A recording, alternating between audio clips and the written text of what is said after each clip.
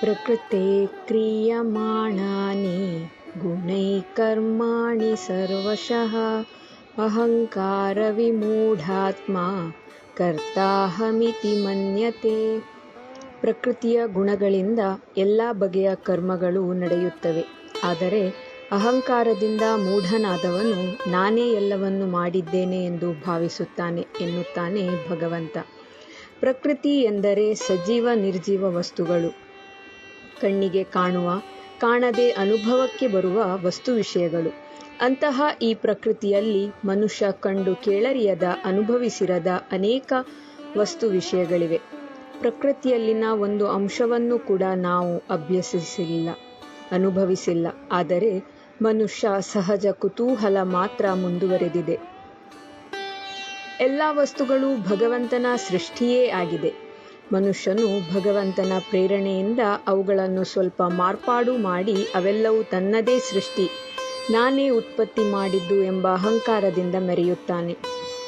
ಒಂದು ಸಣ್ಣ ಉದಾಹರಣೆ: ಕಬ್ಬಿನಂತಹ ವಸ್ತುವಿನಲ್ಲಿ ಸಿಹಿಯನ್ನು, ಬೇವಿನಂತಹ ವಸ್ತುವಿನಲ್ಲಿ ಕಹಿಯನ್ನು ಇಟ್ಟ ಭಗವಂತನು ನೀರಿನಂತಹ ಕೆಲ ವಸ್ತು ವಿಷಯಗಳಲ್ಲಿ ರುಚಿಯನ್ನೇ ಇಡದೆ ಸೃಷ್ಟಿಸಿದ್ದಾನೆ. ಕಬ್ಬಿನ ಸಿಹಿ, ಬೇವಿನ ಕಹಿ ಎಲ್ಲವೂ ಭಗವಂತನ ನಿರ್ಧಾರ.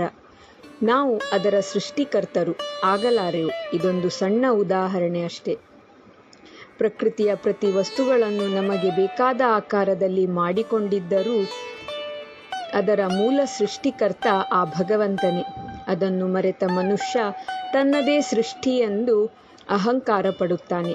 ಈ ಪ್ರಪಂಚದಲ್ಲಿ ನಾವು ಕರ್ತವ್ಯ ಮಾಡಬೇಕೇ ಹೊರತು ನಮ್ಮಿಂದಲೇ ಎಲ್ಲವೂ ಎಂದು ತಿಳಿಯುವುದು, ಅಹಂಕಾರ ಪಡುವುದು, ಗುರಿಯನ್ನು ತಲುಪಲು ಆಗದಿದ್ದಾಗ ಜಿಗುಪ್ಸೆ, ನಿರಾಸೆ ಪಡುವುದು ಸರಿಯಲ್ಲ.